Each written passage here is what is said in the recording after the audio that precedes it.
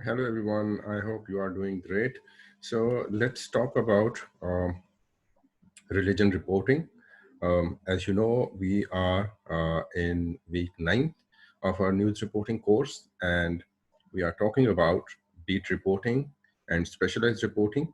So previously, we talked about crime reporting, and today we are going to talk about religion reporting. So when we talk about religion reporting, so it's important to understand that there are many faiths when you are reporting on religion.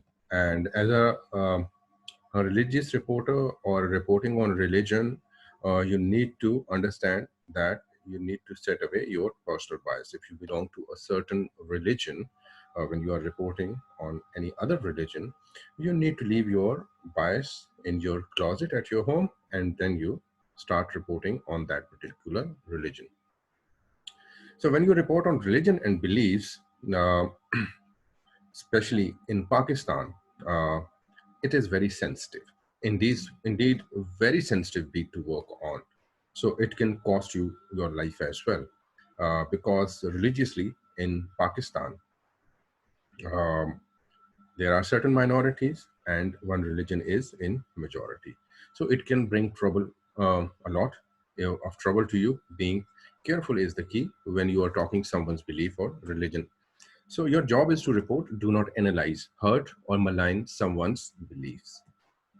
So there are certain areas of religious reporting in Pakistan. Religious political parties, number one, because they are in politics as well.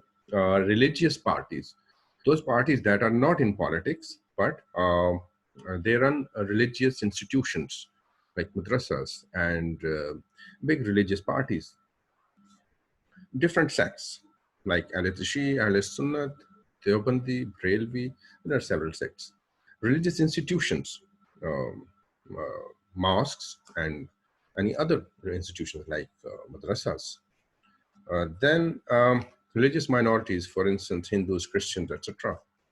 Rituals like Ramadan, Christmas, Holi, Muharram, important religious days and dates like Hajj, Eid, etc. Religious leaders, Sufi festivals, indigenous minorities like Hazaras, Jews, Kalashi people, though we do not have a lot of Jews, I guess last remaining Jew shifted to Israel last year or a year back. Then religious social work, because a lot of religious parties, they do social work as well, especially during current pandemic of coronavirus or COVID-19. A lot of religious parties are doing social work, political activities of religious parties. So, in order to understand religion reporting, you need to understand there are three parts of human life: physical, mental, and spiritual. So, it is important that journalists take an interest in reporting all three.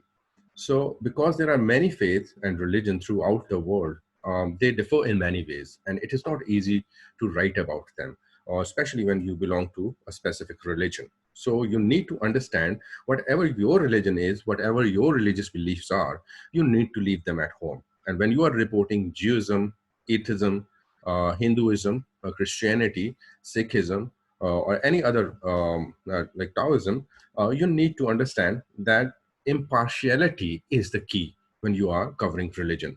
So you need to be impartial.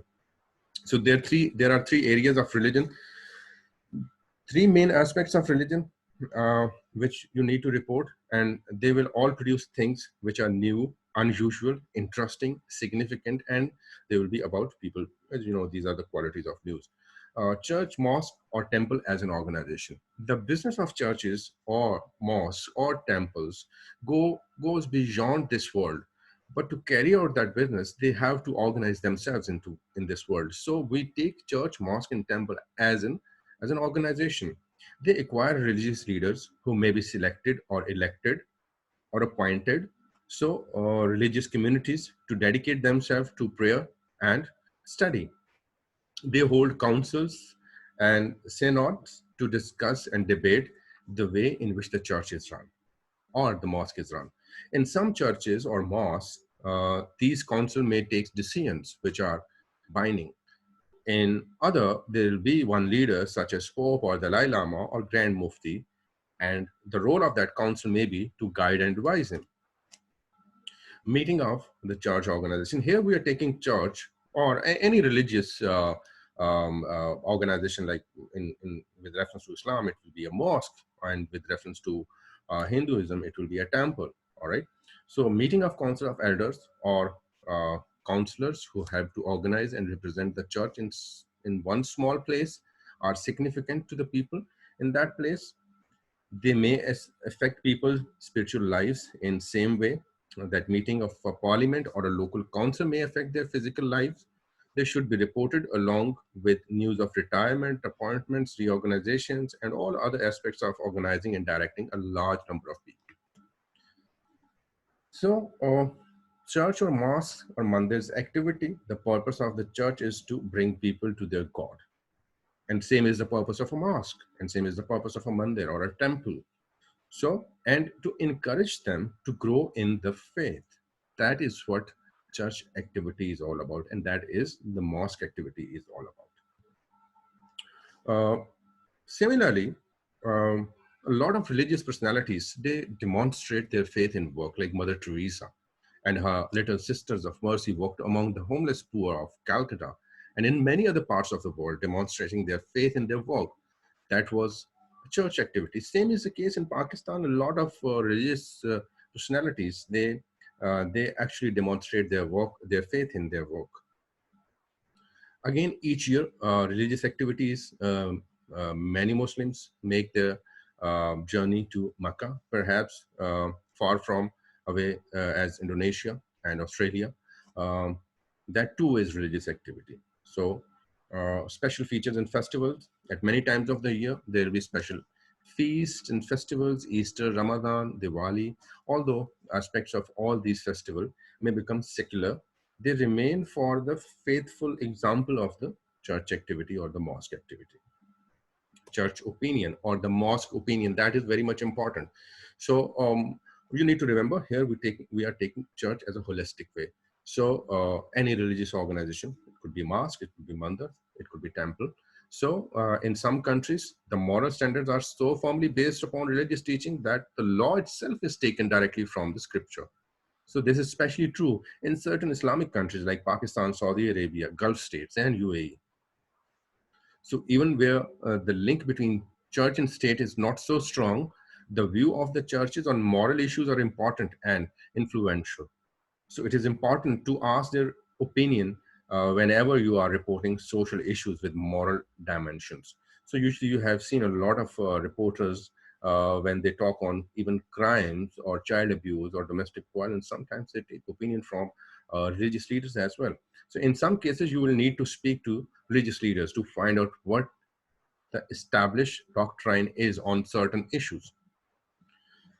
The religious establishments generally have clearly formulated views on such issues as marriage, zakat, fidya, etc. And you can find out uh, what it is by asking a religious leader. In other cases, the church or mosque or the religious establishment may not yet have made up its mind on its moral position because the issue is a new one. And sometimes you take a fatwa in with reference to Islam from the mosque or the religious establishment. So in all these cases, it will not be easy for a church or for a mosque leader, however, well intentioned to give you a statement which accurately sums up the view of the whole mosque or the church. To do this, you would need to do a vox pops of church members, or you need to take a majority votes. Sermons are great source of information and news every week in churches, mosques, temples, everywhere. Somebody stands up and delivers this public speech.